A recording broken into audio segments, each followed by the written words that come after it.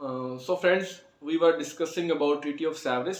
Treaty of Sevres को हम discuss कर रहे थे, अंडरस्टैंड कर रहे थे। तो पार्ट 1 बना लिया, पार्ट 2 बना लिया, अब उसका ये पार्ट 3 है। इसको होप सो इसमें एंड कर देंगे, जिसमें हम ट्रीटी ऑफ सेवरिस को अंडरस्टैंड करने की कोशिश कर रहे हैं कि ट्रीटी ऑफ सेवरिस में हुआ क्या था, इसके अंदर क्या टर्म्स एंड कंडीशन थी, या इसमें कब हुआ, सारा जो इसका बेसिक अंडरस्टैंडिंग है वो डेवलप करने की कोशिश कर रहे हैं। तो ये इसका पार्ट 3 है और इसको हम कंटिन्यू कर रहे हैं। अगर आपने इसको अंडरस्टैंड करना तो आप पार्ट 1 और पार्ट 2 को देख सकते हैं। तो हम बात करें तो फ्रेंड्स, ट्रीटी ऑफ सेवरिस में जिस तरह ट्रीटी ऑफ वर्साइल्स होती है, वहाँ पे हार्श कंडीशंस इंपोज की जाती हैं जर्मनी के ऊपर, इसी तरह लाइक वाइज ऑटोमन एम्पायर के ऊपर भी यही किया जाता है। मिलिट्री रिस्ट्रिक्शन कर दी जाती है, नेवी को रिस्ट्रिक्ट कर दिया जाता है 13 बोर्ड्स तक। मिलिट्री जो होती है 50,000 सोल्जर्स तक होती है। एयरफोर्स बिल्कुल ही फॉरबिड कर दी जाती है। तो ये सब कुछ होता है।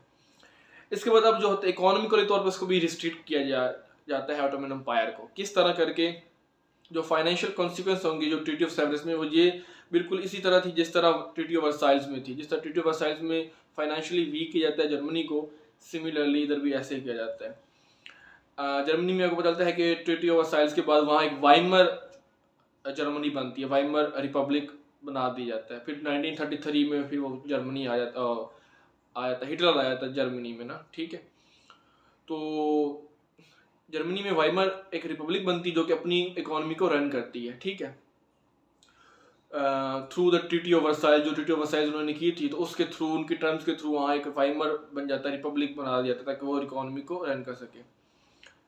तो अब ऑटोमन एम्पायर जो है, उसकी जो फाइनेंसेस हैं, उसकी जो इकोनॉमी होगी, उसका जो कंट्रोल होगा वो किसके पास है? अलाइज के पास है। उसका मेरे सारा जो कंट्रोल है ऑटोमन एम्पायर का, वो कोई नहीं, अपना फाइनेंसिस के ऊपर भी नहीं है, इकोनॉमी के ऊपर भी नहीं है।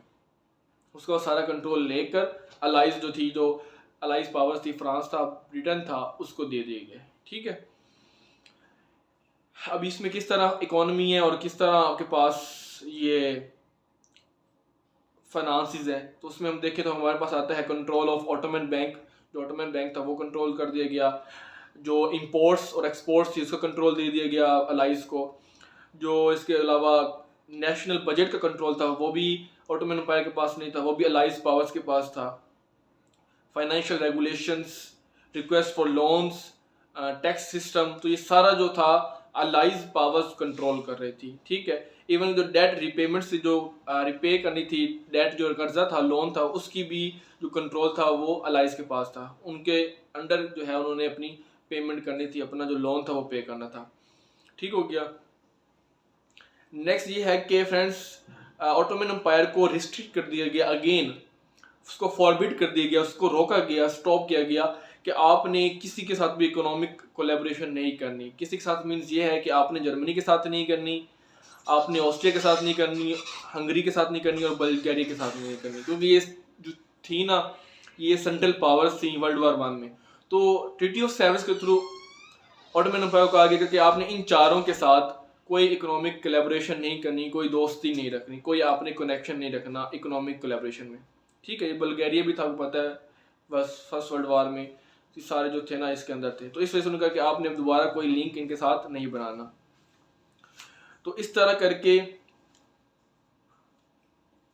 जो ऑटोमन एम्पायर था उसकी सारे के सारा जो इकोनॉमिक एसेट था उसको लिक्विडेट कर दिया जाता है, उसको सारा ख़त्म कर दिया जाता है। जिस तरह उन्होंने बाकी जो 4 स्टेट्स थी, बल्गारिया, ऑस्ट्रिया, हंगरी और जर्मनी, जैसे उनके इकोनॉमिक एसेट्स को डिस्ट्रॉय किया है, लिक्विडेट किया, इसी तरह उन्होंने अब ट्रीटी ऑफ सेवरिस के थ्रू ऑटोमन एम्पायर के जो तमाम इकोनॉमिक एसेट्स थे, इकोनॉमिक पावर थी, उसको बिल्कुल ही वीक कर दिया, सारा कंट्रोल खुद ले लिया। तो इस तरह करके जो ऑटोमन एम्पायर है वो इकोनॉमिकली और फाइनेंशियली तौर पर, मॉनिटरी तौर पर जो होता है वो वीक हो जाता है, ठीक हो गया।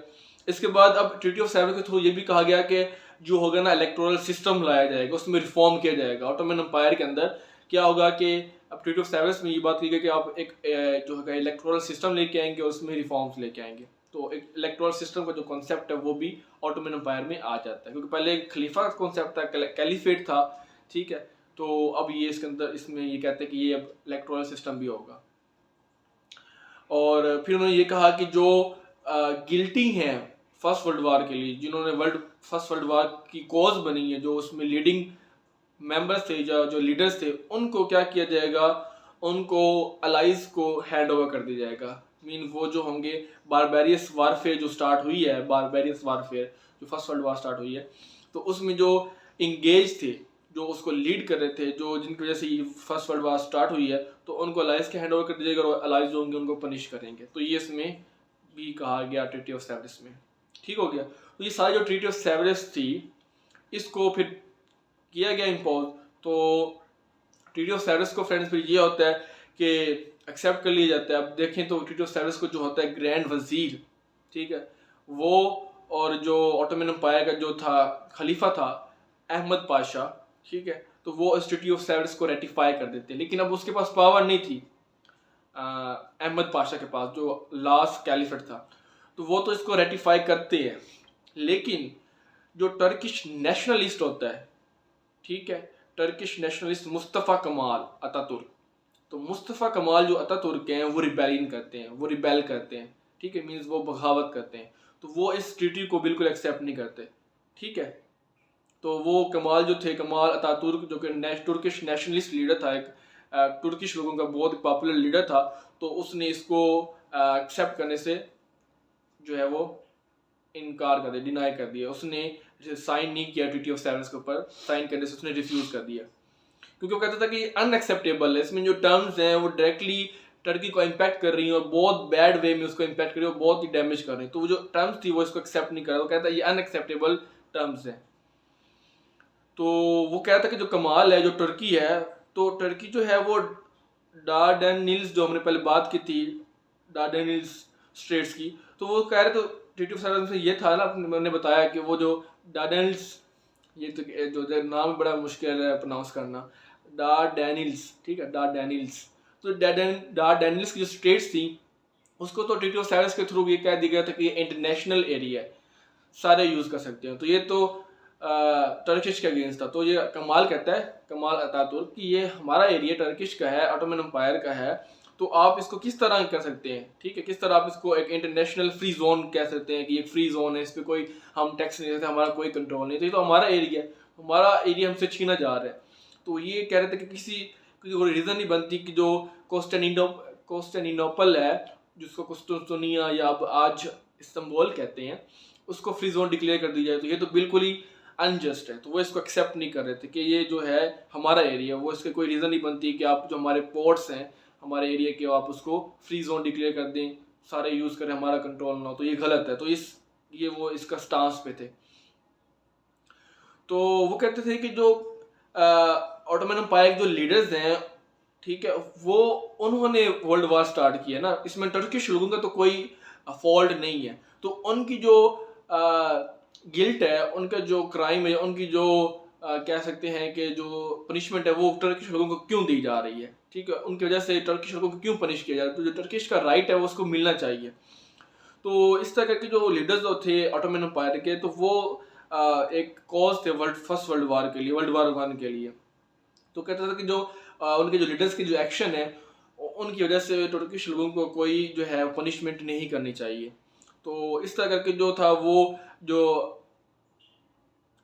कमाल है, मुस्तफ़ा कमाल, तो वो इस तरह करके एक वॉर ऑफ इंडिपेंडेंस स्टार्ट करता है टर्किश की आज़ादी के लिए। तो फिर उसके बाद वो कहता है कि मतलब वो इसके लिए रेडी हो जाता है कि अलाइज के साथ हम एक दोबारा से एक ट्रीटी करें, ठीक है, एक न्यू पिछली जो ट्रीटी इसको हम एक्सेप्ट नहीं करते, तो एक निगोशिएशन के थ्रू एक न्यू फ्रेश जो है ट्रीटी जो है वो बनाई जाए। तो इस तरह करके जो है इसके बाद वो भी जो होता है Mustafa Kemal Ataturk treaty of लौज़ान जो है वो साइन करता है और इस तरह करके टर्की बनता है, जो आज की आपके पता चलता है कि है। और इस तरह करके जो ये होता है ट्रीटी ऑफ सेवरेस वो ख़त्म होती है। तो ट्रीटी ऑफ फिर लौज़ान होता है, और ट्रीटी ऑफ लौज़ान को पता है, तो वो उसके थ्रू टर्की बनता है, जिसमें कहते हैं कि 100 साल होंगे 2023 तक, मतलब इस ट्रीटी को 100 साल होने वाले हैं। ट्रीटी ऑफ लौज़ान जो 223 में बनती है, लेकिन उसकी जो वैलिडिटी वो तो रहेगी बिल्कुल ही, उसके लिए कोई नहीं है कि वो ख़त्म हो जाएगी, वो तो एक ट्रीटी थी जो आज तक ही रहेगी। तो ये था ट्रीटी ऑफ सेवरेस जिसको हमने डिस्कस किया। एंड पे आपको पता चलता है कि मुस्तफ़ा कमाल आते हैं जो कि लीड करते हैं टर्किश लोगों को, और एंड पे दोबारा से न्यू एक निगोशिएशन के थ्रू एक फ्रेश जो होती है ट्रीटी वो साइन करते हैं। तो होप सो फ्रेंड्स ये सारा ट्रीटी ऑफ सेवरेस आपको अंडरस्टैंड हो गया होगा।